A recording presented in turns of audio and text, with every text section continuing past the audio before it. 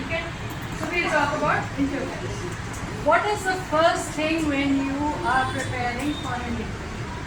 or rather एक interview job apply करने के लिए कॉलेज में अप्लाई करने के लिए आपने यहाँ स्कूल में अप्लाई किया, आप क्या करते हैं? Anybody? Take a guess. आप यहाँ बैठे हो? कौन है?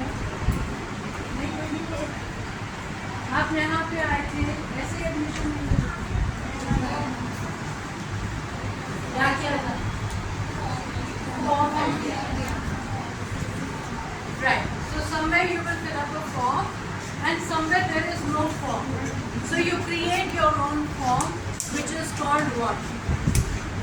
एक जॉब के लिए आप एप्लीकेशन भेजते हैं, उसके साथ में अपनी डिटेल्स भेजते हैं, उसको क्या बोलते हैं?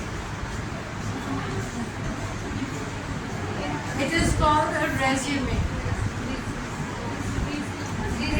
Not resume.